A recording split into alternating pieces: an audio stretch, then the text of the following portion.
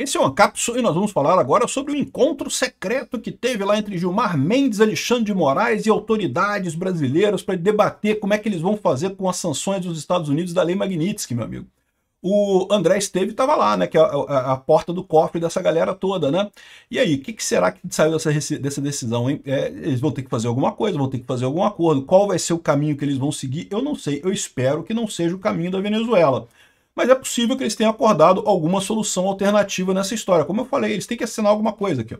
O banqueiro André Esteves, do BTG Pactual, se reuniu nessa semana com o Gilmar Mendes, o Alexandre de Moraes, o Bessias, o Paulo Gonet, ou seja, a galerinha mais do núcleo duro contra o Bolsonaro ali, né? E estavam conversando o que eles vão fazer, como é que eles vão resolver esse problema. Como eu falei para vocês, eles vão ter que fazer alguma coisa, não tem alternativa, né? Vamos tentar imaginar o que pode ser que pode sair disso daqui. Essa notícia foi sugerida por Jacinto, Peter foi CLT da Light e várias outras pessoas. Obrigado aí ao pessoal que sugeriu notícias lá no nosso site, no visãolibertaria.com, e obrigado a você que está assistindo o nosso vídeo. Se você gosta do nosso conteúdo, por favor, deixe o seu like, se inscreva aqui no canal, né?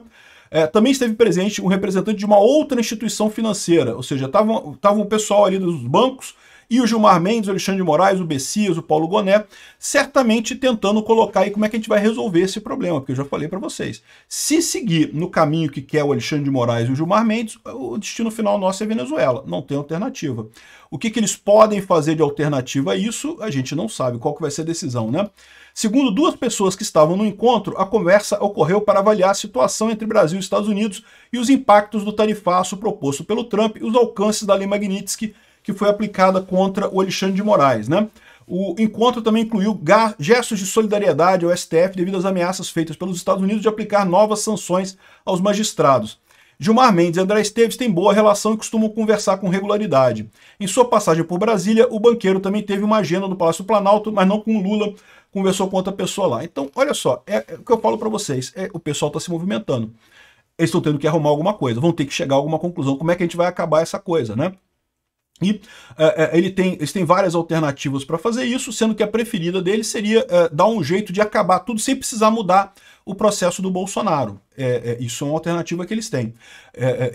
Talvez seja o caso do pessoal explicar que não tem muito como ir por essa alternativa. Eles vão ter que mexer alguma coisa, vão ter que fazer algo para aliviar essa pressão dos Estados Unidos. O André Esteves deve ter passado para eles o grau de problema que pode gerar em termos financeiros e o fato de que os bancos aqui no Brasil podem até resistir num primeiro momento à Lei Magnitsky, né, deixar as contas do Alexandre de Moraes e coisa e tal. Já falei para vocês, eu não acredito que num primeiro momento o Trump já vai botar sanção nos bancos brasileiros, mas você pode ter certeza que mais dia, menos dia, se continuar o processo lá do Bolsonaro, continuar essa perseguição absurda, continuar a censura nas redes, certamente os bancos brasileiros vão receber sanções da Lei Magnitsky e essas sanções são pesadas, são multas muito pesadas, né? Então, esse seria um encontro que eles estão tendo para discutir esse tipo de coisa. Não falaram absolutamente nada, ninguém espera que falem, né? Esse tipo de encontro é assim mesmo, o pessoal não vai falar nada sobre isso. Mas certamente discutiram alguma coisa. A gente vai ver nos próximos dias aí qual que foi a implementação deles, né? O que tem de alternativa nessa história aí? O Alexandre de Moraes inventar um problema de saúde, de demissão do STF, não sei o que lá, inventar alguma coisa, alguma história qualquer, coisa e tal. É uma possibilidade. Outra coisa, como eu já falei para vocês, é aquele negócio, o tradicional faltou carimbo, né? O PGR, lembra? O PGR estava lá também. O Bessias e o Paulo Gonet estavam lá também. O PGR lembra que, caramba, faltou carimbo aqui na terceira via, só carimbamos as duas primeiras vias, então todo esse processo é inútil, né? Esse tipo de coisa é muito fácil desse pessoal fazer. Foi o que fizeram com o Lula, na verdade, né? Para libertar o Lula, eles acabaram com o processo todo do Lava Jato, basicamente com um esquema de faltou o carimbo, né? Ah, não, porque a 13ª Vara de Curitiba não é... Apesar de já terem analisado várias coisas sobre a competência territorial da 3ª Vara de Curitiba, tinham reafirmado isso já várias vezes, mas aí voltaram atrás, não, porque faltou o carimbo, né? Então, ou seja, podem sair com alguma coisa desse tipo, não, que a nossa soberania ninguém mexe, mas faltou carimbo aí, ou seja, não é uma questão de soberania, é uma questão processual, então temos que encerrar isso daqui, né? Essa é uma dessas possibilidades, né? E certamente eles estão vendo outras possibilidades, porque o André Esteves é da turminha da isentosfera de São Paulo, né? Ele quer o PSDB, ele não quer o PT, não, mas não quer a esquerda, não quer a direita também não. Ele quer o PSDB, né? Então eles vão tentar amarrar alguma coisa para conseguir atender a demanda americana e manter Bolsonaro fora da eleição do ano que vem. sei lá, talvez acaba com o processo contra ele, mas mantém a inelegibilidade. É uma possibilidade de acontecer. Eu não vejo problema nisso porque, de fato, o Bolsonaro pode, estando presente na campanha, ajudar muito o candidato dele, né? Então, seja lá quem for o candidato dele, Tarcísio, Eduardo Bolsonaro, seja lá quem for, ele pode fazer esse tipo de coisa, ele pode participar da campanha e vai ajudar muito e vai eleger um aliado dele, né? Enfim, o almoço aconteceu na última terça-feira, dia 5. Vamos ver qual vai ser a decisão aí, que vai sair dessa história, né? A gente viu que teve muita crítica ao Congresso no dia seguinte, então é possível que dessa decisão eles estão preocupados com ações do Congresso, eles querem resolver o negócio sem o Congresso. Eu não sei, porque uma outra solução seria justamente com o Congresso aprovando a anistia, aprovando uma lei que acabe com a censura lá, acabe com aquela decisão do STF de censurar as redes. Isso seria uma outra possibilidade de eles acabarem, resolverem esse problema, né? Aprovou a anistia, o pessoal reclama pra caramba, não, que absurdo, não sei o que lá, mas vamos deixar assim, beleza, fica assim mesmo, e vamos em frente, né? Aprovou e coisa e tal. O que eu acho que vai acontecer é isso. Vamos ver qual vai ser a solução que eles vão dar. Eles não querem a solução do Congresso, pelo visto. O motim dos jornais do dia 6, todo mundo criticando o Congresso, provavelmente pode ser já em função disso daí. Outra coisa, evidentemente, que eles podem estar buscando é justamente influenciar pessoas lá nos Estados Unidos para reverter esse problema.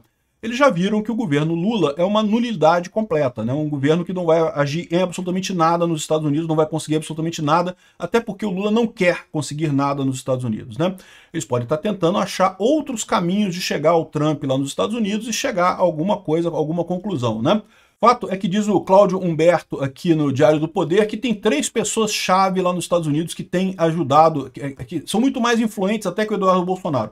Eu não sei não, tá? O Eduardo Bolsonaro tem uma entrada muito grande com o Trump também, mas eu concordo que essas pessoas também têm esse apoio, até porque são pessoas mais próximas ao Trump, né? Um deles é o Martin De Luca, a gente de vez em quando falo sobre ele aqui, é o advogado do Trump na ação da Trump Social e da Rumble contra o Alexandre de Moraes lá na Flórida, né? A gente já falou sobre isso. O cara é advogado do Trump, o Trump tem algum grau de conhecimento com ele, de intimidade com ele, ou seja, é um cara que é de confiança do Trump, né? Então, ele foi o cara que abriu o caminho para Lee Magnitsky com o Alexandre de Moraes. O outro foi o Jason Miller. Lembra do Jason Miller? Que o Alexandre de Moraes mandou prender aqui em Brasília, quando ele esteve aqui na CEPAC em Brasília em 2021, não é isso?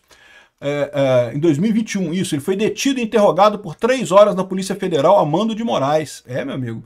É o que eu falo pra vocês, cara. O Alexandre de Moraes ele não pode entrar na justiça lá nos Estados Unidos, senão ele tá ferrado lá. Ele não ganha. Tá mais do que evidente que ele abusou pra caramba dos poderes dele, né?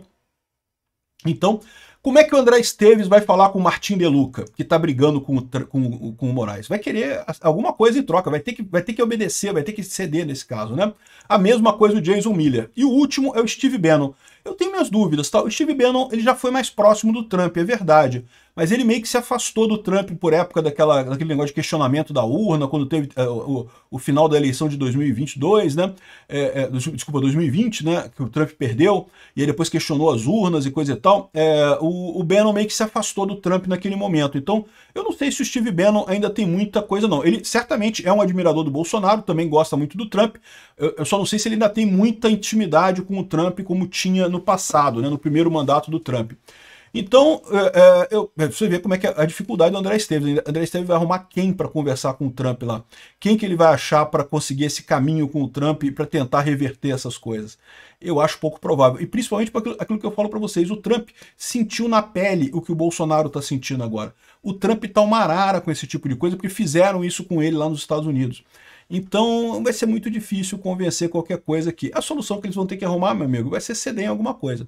Como que eles vão ceder? Como que eles vão acabar com o processo do Bolsonaro? Como que eles vão acabar com a censura às redes sociais? Eu não sei. Mas que eles já estão preocupados com isso, já estão planejando alguma coisa nesse sentido, estão.